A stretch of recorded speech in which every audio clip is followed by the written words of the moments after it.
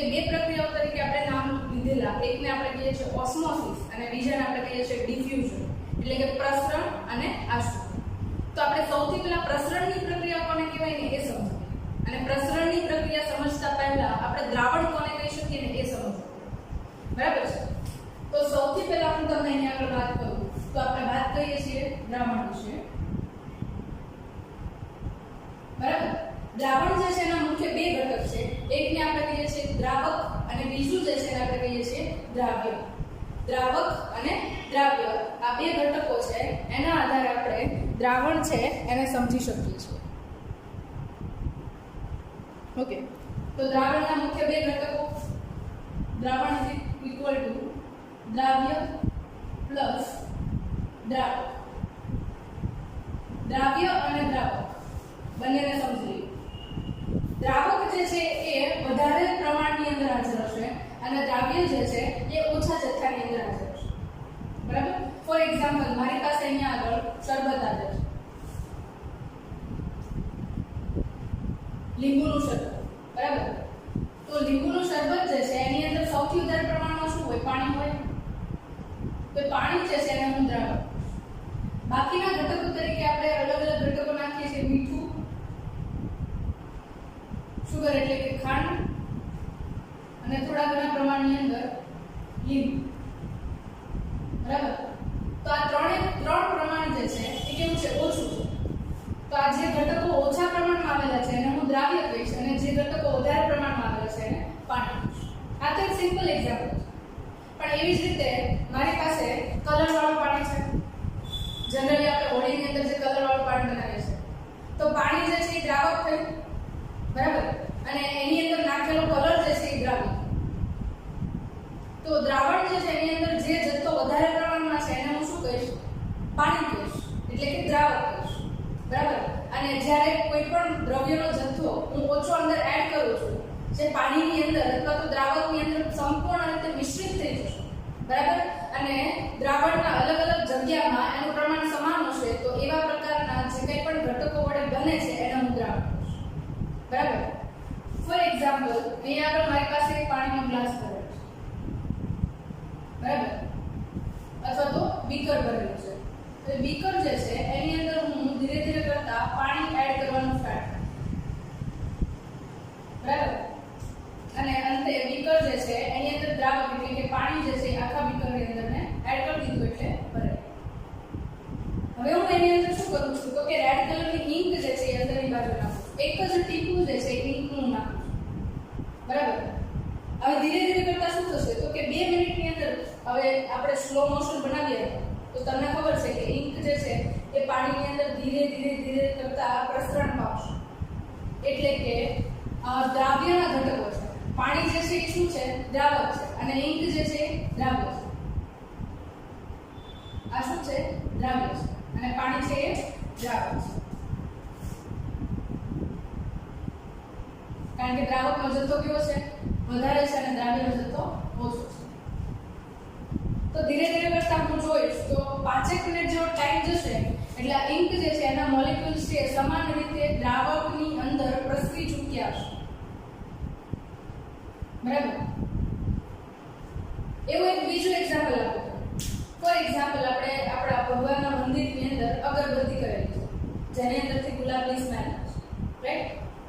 તો જે જગ્યાએ અગરબત્તી કરેલી છે, બરાબર, બાજુના રૂમમાં કે પછી બીજા કોર્નરમાં કોઈ વ્યક્તિ બેઠેલો છે, તો એને લગભગ 1 મિનિટનો ટાઈમ પસાર થશે ને એના પછી અગરબત્તી કરેલી છે એની સ્મેલ આવશે. એટલે હવા જે છે એ શું છે?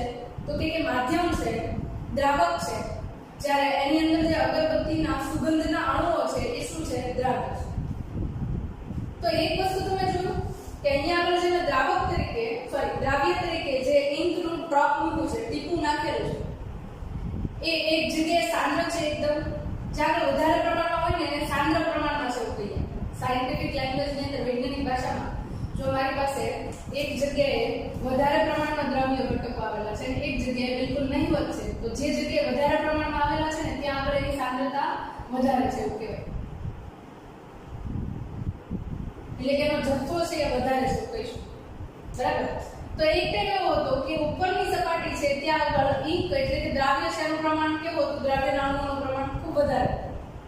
પછી ધીરે ધીરે કરતા શું થયું તો કે જે દિશામાં દ્રાવ્યના અણુઓ છે ગેરહાજર હતા એ દિશામાં અથવા તો ખૂબ ઓછા પ્રમાણમાં જથ્થો હતો ત્યાં આગળ સતત ગતિ કરે છે અને ત્યાં સુધી ગતિ કરવાની પ્રક્રિયા ચાલુ રાખે છે જ્યાં સુધી દ્રાવકના બધા જ અણુઓ છે એની અંદર દ્રાવ્યના અણુઓ સમાન રીતે પ્રસરણ પામે અને એના વડે જે બને છે એને શું કહીએ છીએ આપણે, દ્રાવણ.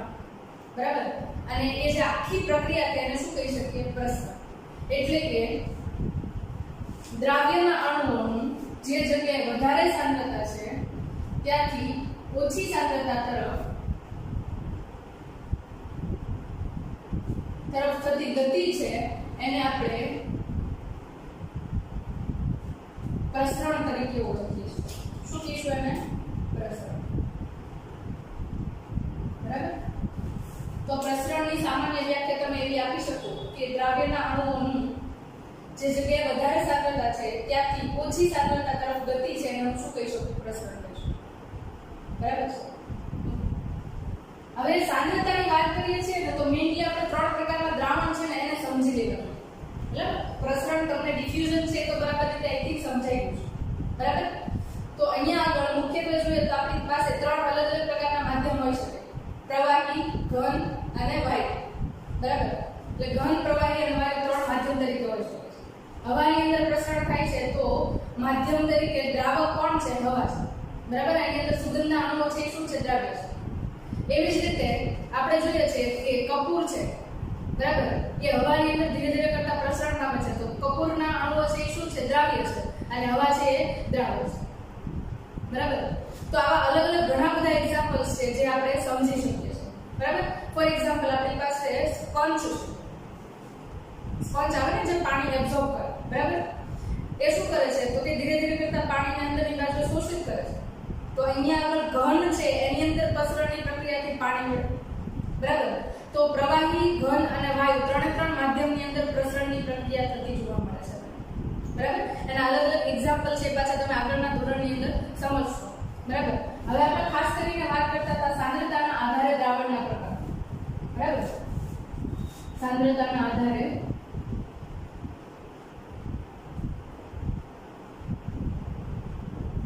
દ્રાવણના પ્રકાર. મુખ્યત્વે સાંદ્રતાના આધારે આપણે દ્રાવણના ત્રણ પ્રકાર લઈએ છીએ.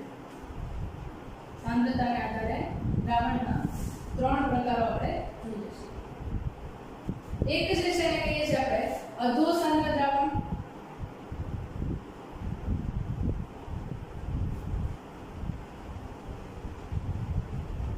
બીજું છે એને આપણે કહીએ છીએ સમસાંદ્ર દ્રાવણ.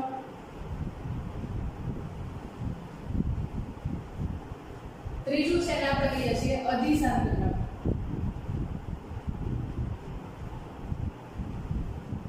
આ ત્રણ પ્રકારના અલગ અલગ દ્રાવણ જે છે આપણને જોવા મળે છે.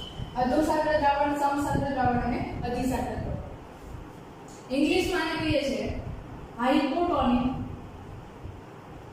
સોલ્યુશન. આને કહીએ છીએ આપણે આઇસોટોનિક સોલ્યુશન અને આને આપણે કહીએ છીએ હાઇપરટોનિક સોલ્યુશન. બરાબર. ત્રણ નામ આપીએ છીએ. હવે જ્યારે તમે કોઈ પણ દ્રાવણની સાંદ્રતા માપો છો ત્યારે સાંદ્રતા માટેના એકમ હોવા જોઈએ અથવા તો સાંદ્રતા છે એને દ્રાવણની સાપેક્ષે માપી શકાય અથવા તો હું એવું કહી શકું કે શુદ્ધ પાણીની સાપેક્ષે આપણે દ્રાવણની સાંદ્રતા માપી શકીએ. બરાબર છે. હવે કમ્પેરિઝન કરીએ. મારી પાસે ધારો કે બે સમાન દ્રાવણ છે. બરાબર.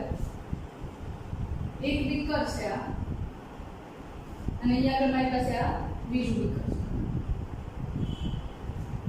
હવે અહીંયા આગળ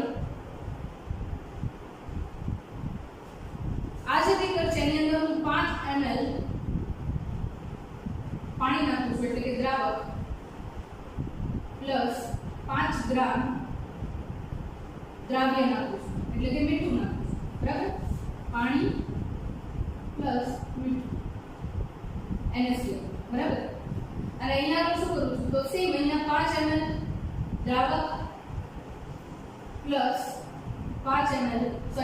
ગ્રામ દ્રાવ્ય એટલે કે સેમ પાણી પ્લસ મીઠું એટલે કે NaCl H2O પ્લસ NaCl.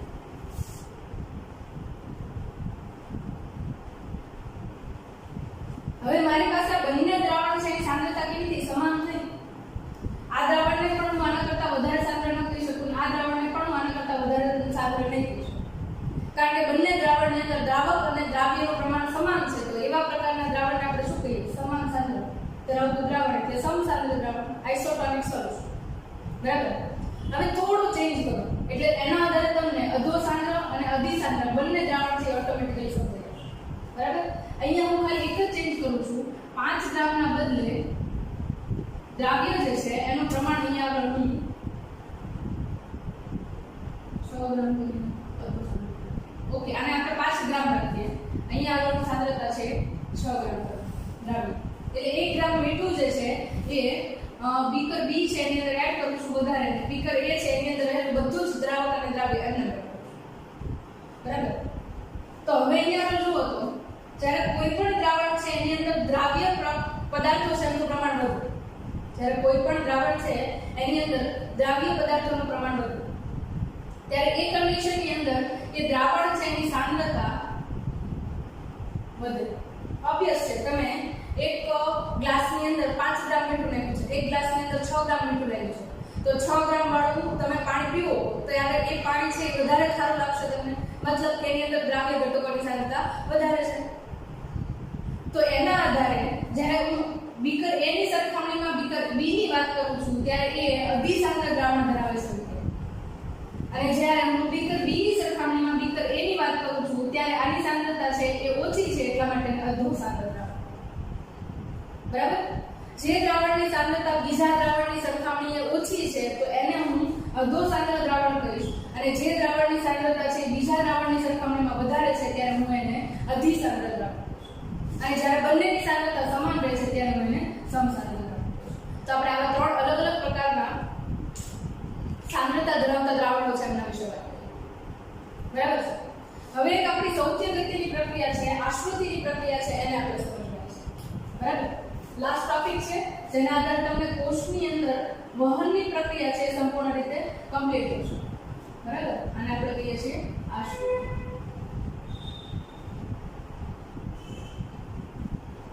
બરાબર. ઓકે. હવે એક ટોપિક અહીંયા જોયો આપણે કયો તો કે પ્રસરણનો. પ્રસરણને થોડું યાદ કરીએ. એની અંદર શું હતું તો કે સાંદ્રતા વધારે હોય એ બાજુથી ઓછી સાંદ્રતા હોય એ બાજુએ કોના અણુઓ ગતિ કરે છે? ખાસ યાદ રાખજો. અહીંયા આગળ અણુઓ ગતિ કરે છે કોના છે તો કે દ્રાવ્યના અણુઓ ગતિ કરે છે. કોના અણુઓ ગતિ કરશે? દ્રાવ્યના અણુઓ ગતિ કરશે. ખાસ યાદ રાખજો અહીંયા. બરાબર.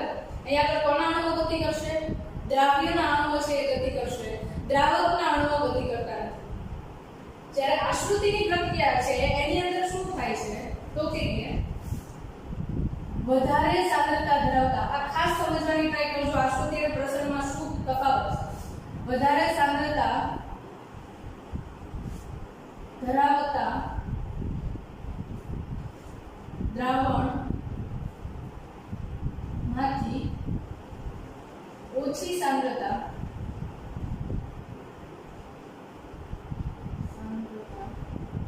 ધરાવતા દ્રાવણ તરફ વધુ.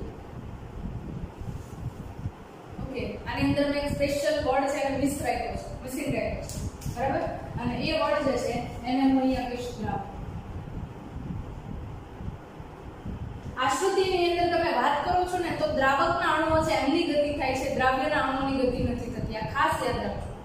બરાબર. પછી આગળ આપણે એક્ઝામ્પલ દ્વારા પણ સમજવાની ટ્રાય કરીએ છીએ એટલે તમારો કોન્સેપ્ટ એકદમ ક્રિસ્ટલ ક્લિયર થઈ જશે. બરાબર. હવે આ ડેફિનેશન છે ને થોડી વાર આપણે સાઈડમાં મૂકીએ. બરાબર. એના કરતા પહેલા આપણે એક્ઝામ્પલ થ્રુ સમજવાની ટ્રાય કરીએ. ઓકે. મારી પાસે આ બે વિકલ્પ છે. બીજું એક ખાસ કીધું કે આશ્રુતિની પ્રક્રિયા જે છે એ કોઈ પણ પટલ હશે એની હાજરીમાં થશે. બરાબર. ખાસ કરીને વાત કરીએ તો અહીંયા કન્ડિશન છે, શરત છે કે અર્ધ પ્રવેશી પટલ હાજર હોવું જોઈએ.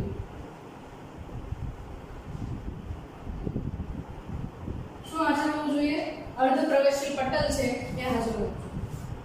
જ્યારે અર્ધપ્રવેશી પટલ હાજર છે અને એની હાજરીમાં પ્રોસેસ થાય છે તો એ આપણા માટે આશ્રુતિની પ્રક્રિયા થશે. જ્યારે પ્રસરણની અંદર જો તો એવો કોઈ બેરિયર નથી કે ત્યાં આગળ તમને એવો કંઈ પટલ હોય તો જ પ્રક્રિયા થતી જોવા મળે. આ પણ એ કમ્પલસરી છે કે જો પટલ આવેલો હોય, કોષરસ પટલ હોય કે બીજું પાર્ચમેન્ટ પેપર હોય, ડેલ્ટાનું મૂત્રાશય હોય, ઈંડાનું પટલ હોય, કોઈ પણ પટલ હોય, પટલ વચ્ચે માધ્યમ તરીકે વચ્ચે બેરિયરમાં છે, બરાબર, તો એ પ્રક્રિયા છે હંમેશા આશ્રુતિની પ્રક્રિયા થશે. ત્યાં આગળ પ્રસરણની પ્રક્રિયા તમે જોતા નથી, બરાબર, ખાસ યાદ રાખો. તો અહીંયા આગળ ધારો કે હું બે બીકર જે છે આની વચ્ચે અર્ધપ્રવેશી પટલ રાખું છું, બરાબર, પણ અહીંયાથી પાણી આ રીતે નહીં જાય, પણ આપણે અત્યારે કોન્સેપ્ટને સમજવા પૂરતો અહીંયા પટલ હટાવી દઈએ, બરાબર. તો અહીંયા જો તો કેવું છે અધિસાંદ્ર દ્રાવણ અને અહીંયા કેવું છે અધોસાંદ્ર દ્રાવણ. હવે આપલેની પ્રક્રિયા ક્યાં સુધી ચાલે તો કે જ્યાં સુધી બંને દ્રાવણ છે એની સાંદ્રતા સમાન ન થઈ જાય, ઇક્વલ ન થઈ જાય, બરાબર, ત્યાં સુધી પ્રક્રિયા આશ્રુતિની છે ચાલુ એક સાથે. એ જ રીતે પ્રસરણમાં પણ એ જ હશે. જ્યાં સુધી બધા જ દ્રાવ્યના અણુઓ દ્રાવકના અણુઓ સાથે સંમિશ્રિત થઈ જાય ને ત્યાં સુધી પ્રોસેસ ચાલુ થઈ જશે, ચાલુ જ રહેશે. એકવાર જો પ્રોસેસ પૂરી થઈ ગઈ એના પછી પ્રસરણની પ્રક્રિયા છે ધીમી ગતિએ અંદર ને અંદર મોલેક્યુલ્સ વચ્ચે ચાલુ રહેશે. યાદ રાખજો, પ્રસરણની પ્રક્રિયા બિલકુલ બંધ થતી નથી. આશ્રુતિની પ્રક્રિયા પણ ક્યારેય બિલકુલ બંધ થતી નથી, બરાબર. આ કોન્સેપ્ટને ખાસ યાદ રાખજો. થોડા ઘણા પ્રમાણની અંદર દ્રવ્યના અણુઓ છે એ દ્રાવકના અણુઓની વચ્ચે માધ્યમમાં ગતિ છે એ સતત ચાલુ રહેશે, બરાબર. તો અહીંયા આગળ પ્રક્રિયા ક્યાં સુધી ચાલુ રહેશે? જ્યાં સુધી એક સમાન સાંદ્રતા ધરાવતા બંને દ્રાવણો નહીં બની જાય ત્યાં સુધી પ્રક્રિયા ચાલુ રહેશે, બરાબર.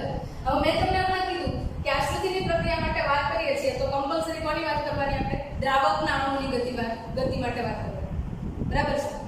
હવે હમણાં આપણે એક્ઝામ્પલ જોયું, એના અંદર શું જોયું તો કે આપણે એવું કહ્યું હતું કે દ્રાવણને સાંદ્ર બનાવવું હતું તો 1 ગ્રામ મીઠું એની અંદર એડ કરવું, બરાબર.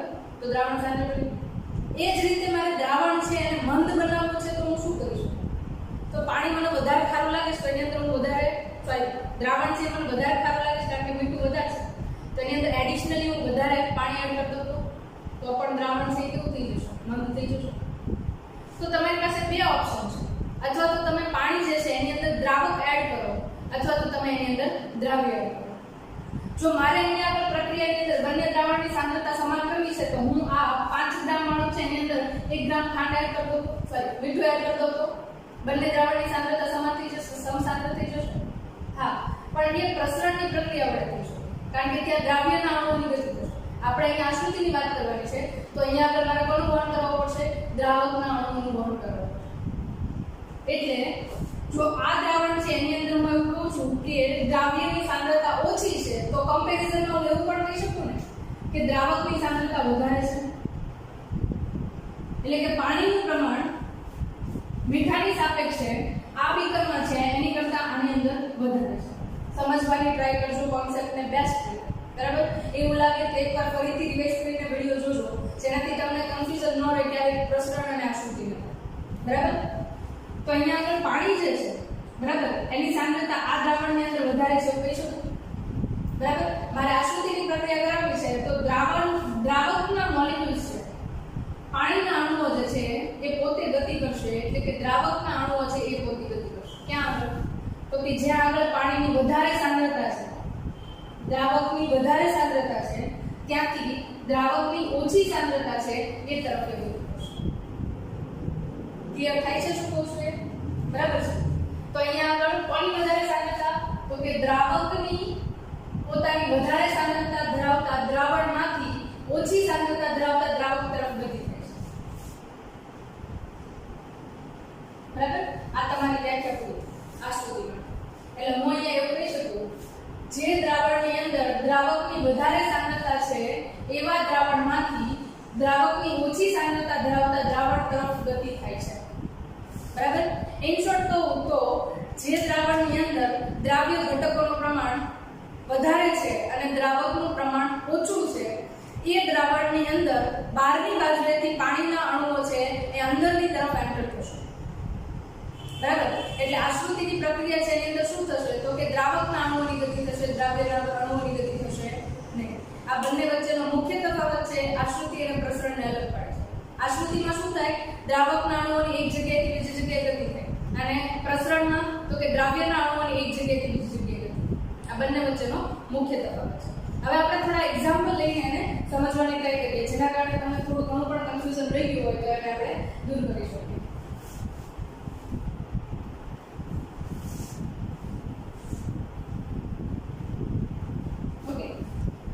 તો એક્ઝામ્પલ તરીકે અહીંયા આગળ વાત કરું તો મારી પાસે કોઈ એક વનસ્પતિનો કોષ છે, ધારો કે મેં ડુંગળીનો કોષ લીધો છે.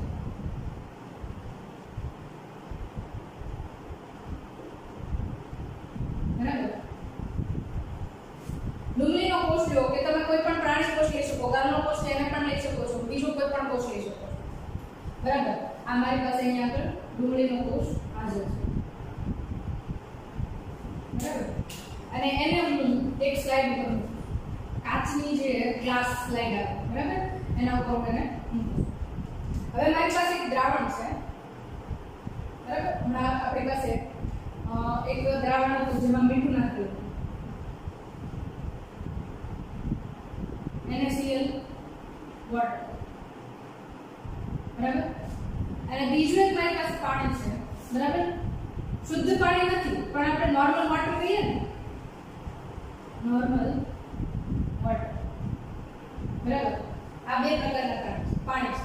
બરાબર, અડધો સાલીના દ્રાવણને આપણે નંબર 1 આપી દઈએ, અધી સાલીના દ્રાવણને નંબર 2 આપી દઈએ. બરાબર, 2 અને આ 2. ઓબ્વિયસ છે આની અંદર દ્રાવ્ય ઘટકોનું પ્રમાણ ઓછું છે, NaCl નાખેલું છે એટલે આની અંદર દ્રાવ્ય ઘટકોનું પ્રમાણ વધારે છે. તો આ જે છે અધી સાલીનું દ્રાવણ થયું ને આ અધો સાલીનું દ્રાવણ. બરાબર, હવે હું શું કરું છું તો કે અહીંયા આગળ સૌથી પહેલા નંબર 1 એટલે કે પ્લેન વોટર જે છે એના હું કોષ જે છે ત્યાં આગળ ડ્રોપરની મદદથી મૂકું છું. બરાબર, એક ટીપું મૂકું છું પાણી, કારણ કે કોષ તો એકદમ નાનો હોય અને એને માઇક્રોસ્કોપમાં જોઈએ ત્યારે આપણને દેખાય છે. બરાબર, તો એક ડ્રોપ તો બહુ થઈ ગયો. બરાબર, તો એક પાણીનું ટીપું જે છે હું અહીંયા આગળ મૂકું છું. તો હવે શું થશે તો કે તમને ખબર છે કે કોષ રસની અંદર કોષ કેન્દ્ર છે, વિવિધ પ્રકારની અંગિકાઓ છે અને કોષ રસ પણ છે જેની અંદર અલગ અલગ પ્રકારના દ્રાવ્ય ઘટકો હાજર છે. બરાબર, જેની અંદર અલગ અલગ પ્રકારના દ્રાવ્ય ઘટકો હાજર છે.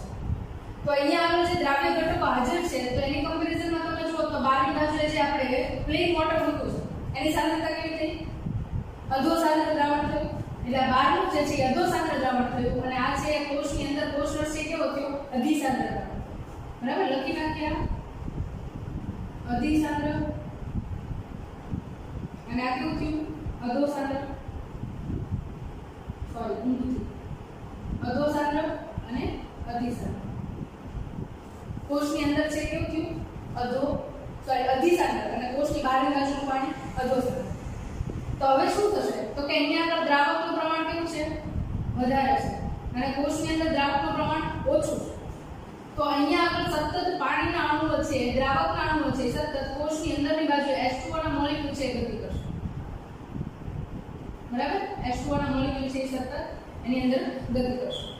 ક્યાં સુધી ગતિ કરશે તો કે જ્યાં સુધી કોષની અંદર રહેલો કોષરસ અને બહારની બાજુએ આવેલું દ્રાવણ એ બંનેની સાંદ્રતા સમાન નહીં થાય ત્યાં સુધી બંનેની ગતિ છે એ ચાલુ રહેશે. જ્યાં સુધી બંનેની સાંદ્રતા સમાન નથી થતી ત્યાં સુધી એ ગતિ ચાલુ રહેશે. એટલે થોડા ટાઈમ પછી આપણે જ્યારે આ કોષને માઇક્રોસ્કોપની અંદર જોઈએ છીએ ને તો સતત પાણીના અણુઓ અંદર ગતિ કરે છે જેના કારણે કોષ જે છે એકદમ ફૂલી જશે. બરાબર, અને જે પ્રક્રિયા દ્વારા દ્રાવકના અણુઓ છે સતત અંદરની બાજુએ એન્ટર કરે છે, અંદરની બાજુએ દાખલ થાય છે, એ પ્રક્રિયાને આપણે કહીએ છીએ અંતઃઆશ્રુતિની પ્રક્રિયા. શું કહીશું એને? અંતઃઆશ્રુતિની પ્રક્રિયા. જ્યારે કોઈ પણ દ્રાવણની અંદર બહારની બાજુએ રહેલા અધો સાંદ્ર દ્રાવણની અંદર રહેલા દ્રાવકના અણુઓનું અધિ સાંદ્ર દ્રાવણ ધરાવતા કોષ રસની અંદર ગતિ થાય છે ત્યારે એવા પ્રકારની ગતિને આપણે અંતઃઆશ્રુતિની પ્રક્રિયા કહીએ છીએ. બરાબર, અંતઃઆશ્રુતિની પ્રક્રિયા એટલે તો કે બહારની બાજુએ રહેલા અધો સાંદ્ર દ્રાવણમાંથી અંદરની બાજુએ રહેલા અધિ સાંદ્ર દ્રાવણ તરફ દ્રાવકના અણુઓની ગતિને આપણે આશ્રુતિની પ્રક્રિયા, કેવા પ્રકારની? અંતઃઆશ્રુતિ પ્રકારની પ્રક્રિયા કહીએ છીએ. બરાબર, ઓકે. હવે હું આનાથી વસ્તુ કરું છું, બીજી સ્લાઇડ લઉં છું, કાચની એક બીજી સ્લાઇડ લઉં છું. બરાબર, એની અંદર હું પાછો એક ડુંગળીનો કોષ મૂકું છું. બરાબર, હવે અહીંયા આની અંદર કોષ રસ હશે, ડુંગળીના કોષની અંદર કોષ કેન્દ્ર હશે, રસદાની બધી અંગિકાઓ હાજર હશે અને આના ઉપરાંત શું કરું છું તો કે એની ઉપર હું NaCl નું વોટર હોય એને ટીપ મૂકું છું, ડ્રોપ મૂકું છું, બરાબર. હવે NaCl વાળું પાણી જે છે, બરાબર, એ ઓટોમેટિકલી કેવું થયું, અધિસાંદ્ર થયું. તો અહીંયા આગળ નામ આપી દઉં, અધિસાંદ્ર દ્રાવણ. એની સરખામણીમાં જો તો કોષરસ છે કેવો થઈ ગયો, તો કે એ જે છે અધોસાંદ્ર થઈ ગયો. કોષરસ છે અધોસાંદ્ર દ્રાવણ. તો અધોસાંદ્ર દ્રાવણ છે એની અંદર હંમેશા દ્રાવકનું પ્રમાણ કેવું હોય, વધારે હોય, અને દ્રાવ્યનું પ્રમાણ ઓછું. એટલે મીઠાનું એક્ઝામ્પલ લઈએ તો પાણી છે વધારે છે અને દ્રાવ્ય છે ઓછું, એટલે આમાં ઓછું ખારું લાગશે. અને અહીંયા અધિસાંદ્ર દ્રાવણ છે એટલે એની અંદર દ્રાવકનું પ્રમાણ કેવું હોય, ઓછું હોય, અને દ્રાવ્યનું પ્રમાણ વધારે હોય, બરાબર. મતલબ કે આમાં વધારે ખારું લાગશે અને આ ઓછું ખારું લાગશે, રાઈટ. તો અહીંયા આગળ દ્રાવકનું પ્રમાણ ઓછું છે, દ્રાવકનું પ્રમાણ વધારે છે. તો કોષની અંદરની તરફથી પાણીના અણુઓ જે છે કોષની બહારની તરફ H2O ના મોલેક્યુલ છે ગતિ કરશે, બરાબર. કોષની બહારની તરફ H2O ના અણુઓ જે છે એ ગતિ કરશે. તો જ્યારે કોષની અંદરની તરફથી કોષની બહારની તરફ અણુઓની ગતિ થાય છે, દ્રાવકના અણુઓની ગતિ થાય છે, ત્યારે એ પ્રક્રિયાને હું કહીશ બહિરાશ્રુતિની પ્રક્રિયા, બરાબર. એક્ઝોઓસ્મોસિસ, એને હું શું કહીશ, એક્ઝોઓસ્મોસિસ, બરાબર. તો આ જે છે કોષની અંદર તમને જે અલગ અલગ પ્રકારે વહનની પ્રક્રિયા જોવા મળે છે એના માટેની વાત, બરાબર. બે વાત કરીએ આપણે ખાસ, એક આશ્રુતિ અને બીજું પ્રસરણ. એ બંને પ્રક્રિયા વડે કોષરસ પટલ જે છે એમની અંદર રહેલા દ્રવ્ય અને દ્રાવક બંનેની ગતિ કોષની અંદર અને બહારની તરફ થતી જોવા મળે છે, બરાબર છે. આની અંદર હજી બીજા ઘણા બધા ટોપિક્સ આવે છે જેમાં તમે સાનુકૂલિત પ્રસરણ, બરાબર, ફેસિલિટેટેડ ડિફ્યુઝન, બરાબર, આવી બધી અલગ અલગ પ્રોસેસ જોવો છો, પણ એ તમારે અત્યારે નહીં આવે. ડોલન સમતુલન, આ બધી પ્રોસેસ આવે છે, બરાબર, જેને થોડી ડિટેલમાં આપણે આગળના સ્ટાન્ડર્ડ્સની અંદર અભ્યાસ કરશું, કે આગળના ચેપ્ટર્સની અંદર અભ્યાસ કરશું. તો દ્રાવ્ય અને દ્રાવક બંનેની ગતિના આધારે આપણે બે પ્રક્રિયા જોઈએ. જો દ્રાવકની ગતિ થાય તો એ આશ્રુતિની પ્રક્રિયા છે, અર્ધપ્રવેશીય પટલ હાજર હોય તો, અને જો પ્રસરણની પ્રક્રિયા થતી હોય તો એની અંદર દ્રાવ્યના અણુઓનું એક જગ્યાએથી બીજી જગ્યાએ ટ્રાન્સફર થશે, બરાબર. હવે આને રિલેટેડ તમને કોઈ પણ ટાઈપનો એક્સ્ટ્રા ક્વેશ્ચન હોય કે કંઈ સમજાતું નથી તો તમે કમેન્ટ કરી શકો છો. હું ટ્રાય કરીશ મારા લેવલ ઉપર કે તમને લોકોને ઈઝી ફોર્મની અંદર સમજાય, બરાબર. તો આ જે છે એ આશ્રુતિ અને પ્રસરણ માટેનો બેઝિક ખ્યાલ હતો, બરાબર. અહીંયા સુધી લેક્ચર રાખીએ છીએ. નેક્સ્ટ